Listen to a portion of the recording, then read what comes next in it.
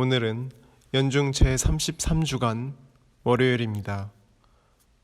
루카가 전한 거룩한 복음입니다. 예수님께서 예리코에 가까이 이르셨을 때의 일이다. 어떤 눈머니가 길가에 앉아 구걸하고 있다가 군중이 지나가는 소리를 듣고 무슨 일이냐고 물었다. 사람들이 그에게 나자렛 사람 예수님께서 지나가신다 하고 알려주자 그가 예수님, 다윗의 자손이시여 저에게 자비를 베풀어 주십시오 하고 부르짖었다. 앞서가던 이들이 그에게 잠자코 있으라고 꾸짖었지만 그는 더욱 큰 소리로 다윗의 자손이시여 저에게 자비를 베풀어 주십시오 하고 외쳤다. 예수님께서 걸음을 멈추시고 그를 데려오라고 분부하셨다. 그가 가까이 다가오자 예수님께서 그에게 물으셨다. 내가 너에게 무엇을 해주기를 바라느냐? 그가 주님, 제가 다시 볼 수 있게 해주십시오 하였다. 예수님께서 그에게 다시 보아라.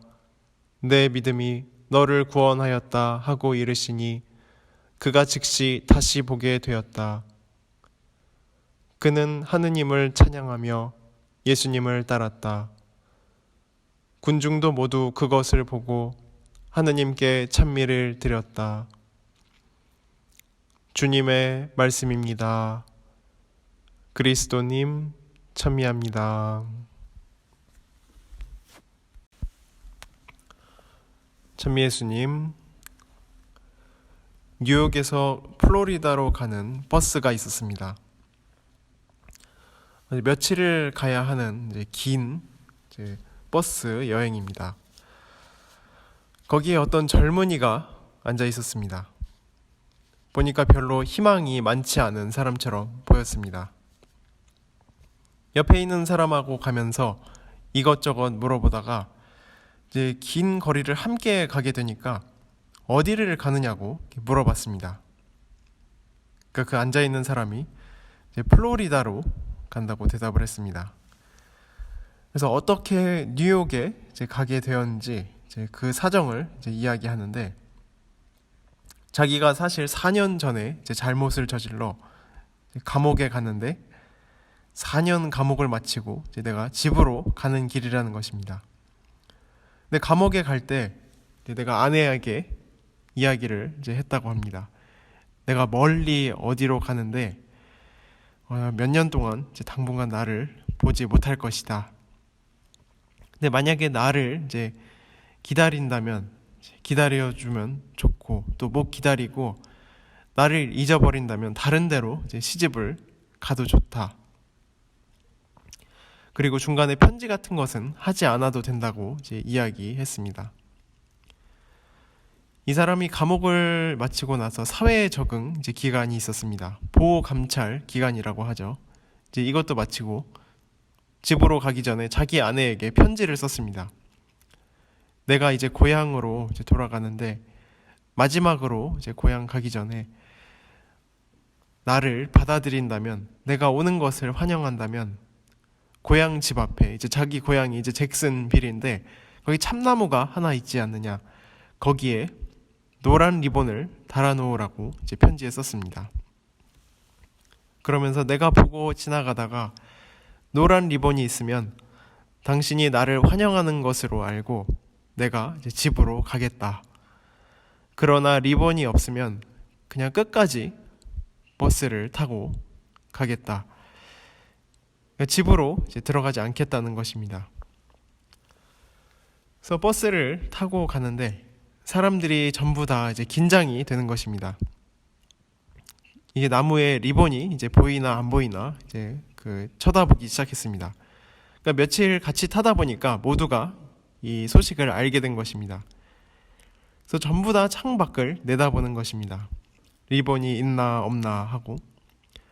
근데 쭉 가니까 어떤 집 부근에 가니까 큰 참나무가 있는데 리본이 한 개만 달린 게 아니라 온 나무 전체에 이제 수백 개의 리본을 매달아 놓았습니다.